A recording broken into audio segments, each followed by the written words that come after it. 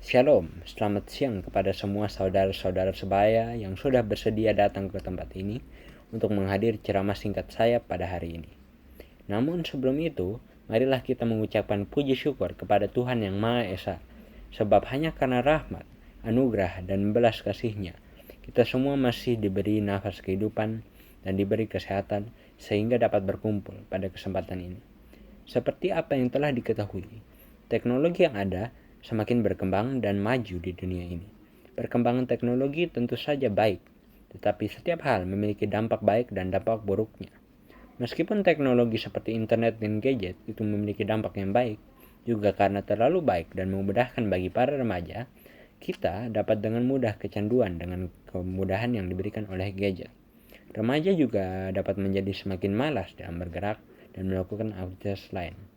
Tapi, seperti yang sudah dibicarakan, internet juga memiliki dampak baik. Dampak baik inilah yang harus dimanfaatkan oleh kita dengan baik. Selain itu, kita pun juga harus menghindari pengaruh buruknya. Pada masa pandemik seperti sekarang ini, kebanyakan orang memilih untuk tetap berada di rumah agar tidak terjangkit virus COVID-19. Di antara orang-orang ini, juga terdapat saya dan juga kalian. Tapi karena berada di rumah, maka kita akan bosan jika tidak melakukan apa-apa. Jadi waktu untuk bermain gadget dan internet menjadi lebih banyak.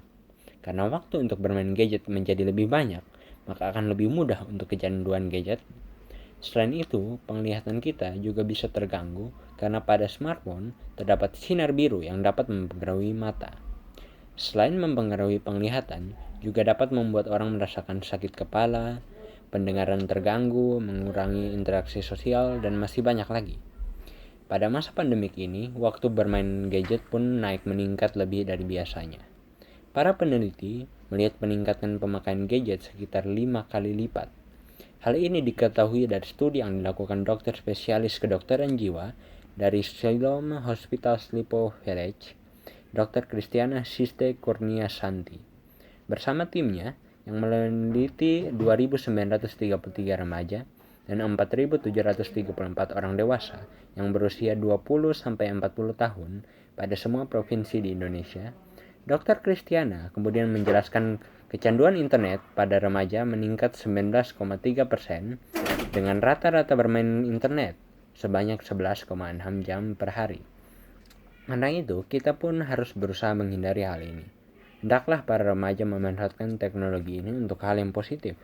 Seperti misalnya pada pandemik sekarang ini, karena tidak bisa bertemu di sekolah, jika terdapat hal-hal yang kurang kita ketahui atau ingin dijelaskan lebih dalam, kita dapat mengikuti kursus online yang selalu ada di internet.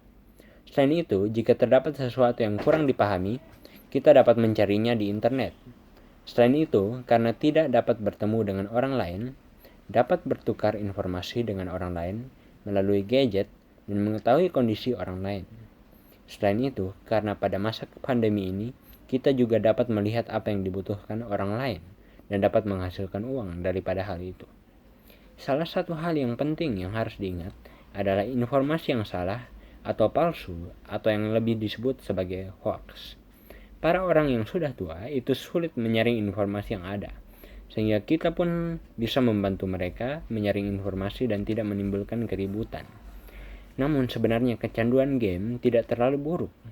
Ada seseorang yang sudah membuktikannya. Namanya Andre Surya. Berkat hobinya bermain game, dia dapat ikut menjadi tim sukses dalam banyak film Hollywood.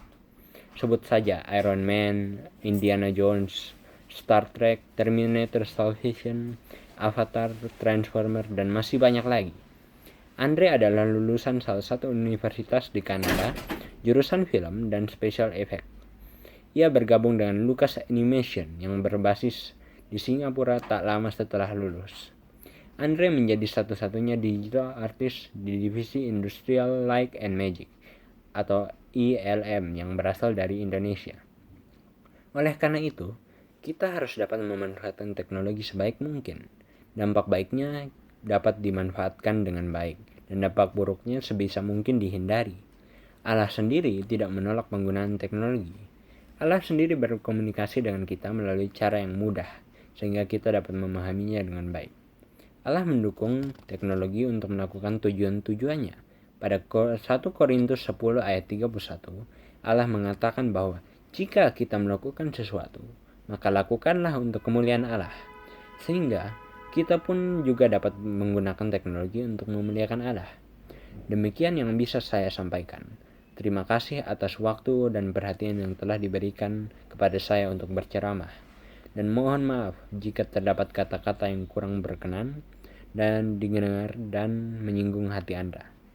Shalom, selamat siang. Tuhan Yesus memberkati kita semua.